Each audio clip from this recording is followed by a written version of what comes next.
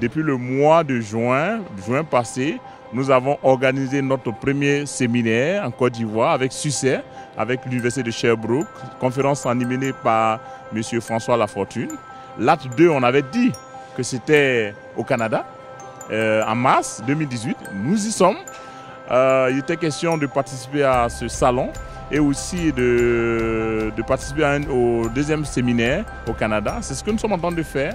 Et donc, moi, je dirais que c'est une joie immense qui m'anime aujourd'hui parce qu'on a réalisé notre projet malgré les différentes contraintes, les visas qui ont été refusés à 5 membres de notre délégation ne nous a pas ébranlé. Notre satisfaction provient du fait que l'État de Côte d'Ivoire nous a accompagnés dans ce projet à travers l'appui du gouvernement, le Premier ministre qui a accepté de nous envoyer une personne, une délégation représentée par M. Atu Koulibaly. Déjà, le fait de nous accompagner, c'est étatique, l'institution étatique, on sait que la Côte d'Ivoire est avec nous. Déjà, c'est une victoire pour le groupe 2IAE, une victoire pour la Côte d'Ivoire. On est bien présent, vous voyez, j'ai porté fièrement le drapeau ivoirien. C'est une joie parmi les invités. Il y a eu quelques Africains, des Togolais, des Burkinabés, des Camerounais, les Sénégalais. La Côte d'Ivoire était présente, la Côte d'Ivoire est là, on est sur la scène internationale. C'est ça aussi le plus important. Quand on parle de qualité de l'air, on associe ça, on peut faire des liens très facilement avec l'état d'avancement de la gestion des déchets en Côte d'Ivoire. Et c'est certain que la présence de lieux d'enfouissement, des décharges non contrôlées, c'est une grande source de préoccupation. C'est vrai en Côte d'Ivoire, c'est vrai ailleurs aussi, mais il faut commencer quelque part. Et la façon dont ça se manifeste, cette pollution-là, c'est d'abord et avant tout par une pollution de l'air.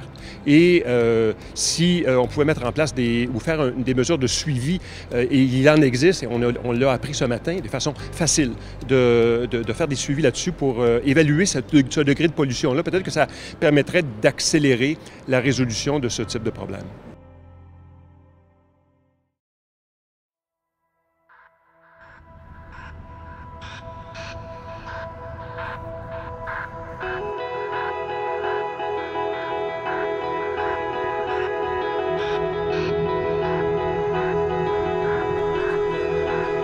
En fait, je proposerais de commencer à la source, c'est-à-dire commencer par collecter les déchets et de déjà travailler en amont, c'est-à-dire immédiatement au niveau de la maison, de faire une collecte sélective. C'est-à-dire que vous séparez, surtout si vous voulez diminuer les volumes à l'enfouissement, on va essayer d'enfouir vraiment ce qu'on ne peut pas faire d'autre avec. Donc, vraiment diviser dès le départ les produits recyclables, les produits compostables et finalement ce qui reste, les produits à enfouir. Alors, la solution que nous, on a privilégiée ici, c'est vraiment de travailler à la source, au départ. Ce qui est vraiment très intéressant ici, c'est qu'il nous expliquait que c'est un projet qui n'a pas nécessité beaucoup d'investissements lourds. Donc, ce qui est encourageant pour nous, pour notamment minimiser les dépenses. Ensuite, évidemment, ce sont des activités qui vont générer des emplois, aussi bien dans les régions que sur les sites d'enfouissement. Donc, entre autres, comme leçon qu'on peut retenir, c'est que on pourrait faire des sites de cette nature, donc des petits investissements et qui peuvent favoriser donc l'emploi local et donc nous permettre à chacun de vivre dans un monde qui soit beaucoup plus sain. Pour moi, c'est important de copier ce modèle. C'est vrai, nous avons des spécialistes en Côte d'Ivoire en matière d'environnement, mais nous voulons nous inspirer du modèle canadien pour résoudre des problèmes environnementaux en Côte d'Ivoire. Et comme vous le savez, l'école des entrepreneurs allie à la fois la théorie et la pratique. Donc, raison pour laquelle nous sommes ici. Donc, quand nous allons lancer ce master, eh bien, le cas pratique, c'est les centres d'enfouissement. On a visité les centres d'enfouissement, on a visité les centres de tri. Donc, ce sont des cas pratiques que nous allons étudier au sein de notre master en environnement. Donc, c'est une plus-value que nous allons apporter à la Côte d'Ivoire en matière du cadre de vie, de l'environnement. Vivre dans un environnement sain, c'est important. Aujourd'hui, ce qu'on qu'on veut faire, c'est d'échanger avec vous un peu là-dessus. Moi, j'ai une petite expérience internationale. J'ai travaillé avec l'APROCEN, qui est l'Agence de propreté du Sénégal, sur le plan de gestion des matières résiduelles du Sénégal. Il y a plusieurs années de ça. Et donc, transmettre de l'information.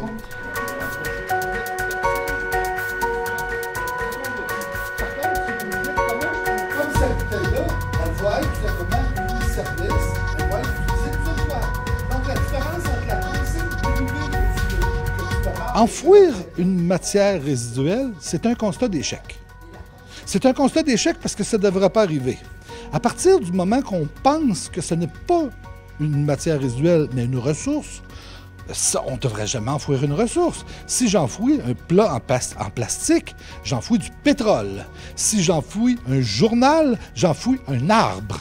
Si j'enfouis un fer, une canette, bien j'enfouis du fer. On extrait des minerais pour les consommer rapidement et les enfouir après. Ce n'est pas un système périn. Donc, et comme on connaît les solutions, parce qu'on les connaît, les solutions, il s'agit juste d'avoir la volonté politique de les appliquer. L'idée, c'est que le Québec travaille depuis longtemps, pratique depuis longtemps sa gestion des matières résiduelles. Et quelque part, il y a des enseignements qui pourraient être utiles, qui pourraient vous être utiles. Il y a énormément de similitudes. Les moyens sont probablement différents, mais il y a aussi des avantages. Vous consommez moins que nous. Nous sommes des grands gaspilleurs. Donc, oui, on développe du recyclage. Le but, ce n'est pas de développer du recyclage, c'est aussi de diminuer notre empreinte écologique. Et où vous êtes, vous pouvez vous y rendre probablement plus facilement que nous. Donc, il faut vraiment travailler en collaboration. On va vous donner nos idées. Prenez les meilleures et appliquez-les. Sauvez les 30 dernières années que ça nous a pris, nous, pour les faire. Projet pilote avec la ville de Sherbrooke. La ville de Sherbrooke a dit on va essayer de mettre une collecte à 3 voies sur notre territoire. Puis vous avez approché l'Université de Sherbrooke, on s'est tendu d'embarquer avec nous.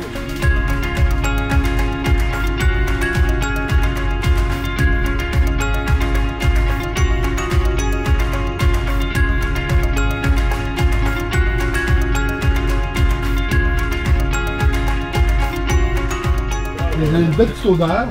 Le terreau. Oui, exactement. Alors, bienvenue à Magog. Ça me fait vraiment plaisir de vous recevoir ici. Puis c'est un honneur d'avoir quelqu'un qui représente le bureau du premier ministre chez nous, dans Côte d'Ivoire. Donc, merci beaucoup. Ça nous fait plaisir de vous recevoir. Donc, peut-être juste avant de visiter les installations, juste vous expliquer un petit peu l'historique de tout ça. Nous, on avait un éco-centre qu'on appelait un projet... Donc, un projet pilote d'abord et avant tout pour voir si la réponse des citoyens était bonne. Et on pensait le faire 3 à 5 ans. Finalement, ça a pris 10 ans. Mais ça a pris 10 ans surtout parce que pour aménager le site permanent, il fallait trouver les ressources financières. Mais on s'est rendu compte qu'avec le temps, avec toutes les campagnes de sensibilisation aussi, la mise en place du projet pilote, on a réussi à éduquer, si vous voulez, les citoyens pour que maintenant, ils fassent un tri responsable de leurs matières résiduelles. Ce qui fait que l'éco-centre ici est un franc succès, puis c'est assez facile pour les citoyens de s'y retrouver pour être capables de disposer adéquatement de leur matière. Il y a certains produits qui ne doivent pas être mélangés, donc c'est important de faire une ségrégation, donc de séparer les produits pour faire en sorte qu'il n'y ait pas de danger au niveau d'explosion ou de réaction. Le secret, je pense, c'est commencer tranquillement. Nous, ce qu'on a fait, c'est un petit peu de commencer à petite échelle, pour faire en sorte de créer un peu l'engouement au niveau des citoyens, leur apprendre comment recycler. Donc, tranquillement, on avait un site qui était beaucoup plus petit et aujourd'hui, suite à différentes études qu'on a faites, vérifications, avec le temps, on a appris c'était quoi exactement les besoins qu'on avait et c'est de cette manière-là qu'on a pu créer le site qu'on a aujourd'hui, donnant un service à la population au niveau de la gestion des matières résiduelles.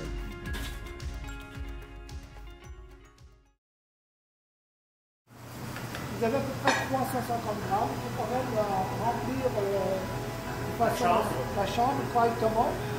Okay. À la base, j'étais propriétaire d'une compagnie de recyclage, de réutilisation de bouteilles. On avait beaucoup de rejets de verre, puis je me dis, qu'est-ce que je vais faire au niveau de mes rejets de verre pour leur donner une grande valeur ajoutée? Puis l'idée qui est venue en discutant avec des gens, c'est de faire de la micronisation du verre, parce qu'une fois qu'on micronise du verre, ça change les propriétés physiques et chimiques. On peut mettre du verre micronisé dans de la peinture, on peut les mettre dans des plastiques pour comme un effet stabilisateur On peut les mettre dans le béton, parce qu'on est présentement en train de valider notre verre dans du béton. Ça donne des propriétés physiques importantes au niveau du béton, puis dans différents coulis, dans différentes sphères. Mais surtout, un de nos gros objectifs, c'est de le mettre dans des plastiques comme effet stabilisateur. Notre modèle d'affaires qu'on a ici, nos équipements, c'est juste un enchaînement de différents équipements qu'on a mis ensemble, qu'on a développé, pas une technologie, un savoir-faire. Puis le même savoir-faire peut se répéter en Côte d'Ivoire, peut se répéter partout.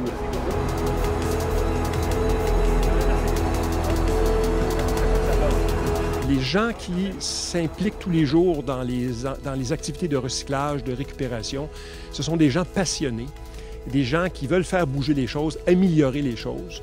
Et j'ai vu ça chez les promoteurs, au Québec, j'ai vu les gens qui sont responsables des entreprises, mais je l'ai vu aussi dans la délégation de la Côte d'Ivoire. En tout cas, le mot de la fin pour nous, c'est merci.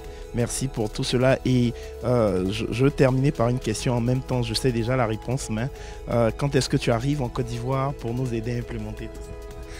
Il va falloir que ça se fasse par étapes. Il va falloir choisir, il va falloir se donner des priorités. Et moi, ça me ferait grand plaisir d'aller. Je ne pourrais pas y arriver tout seul. Ça fonctionne par équipe. Chacun a son expertise, ses possibilités d'aider un petit pas à la fois. Si c'est possible pour moi de le faire, avec grand plaisir, le plus tôt possible. Je voudrais d'abord saluer et féliciter le Premier ministre, son Excellence Amadou Gon Coulibaly, qui a accepté de nous accompagner. Il a cru en ce projet et c'est vraiment, je suis heureux, moi, en tant que jeune entrepreneur. Et je pense que les attentes, c'est ça. Et on a l'État avec nous, c'est déjà une satisfaction.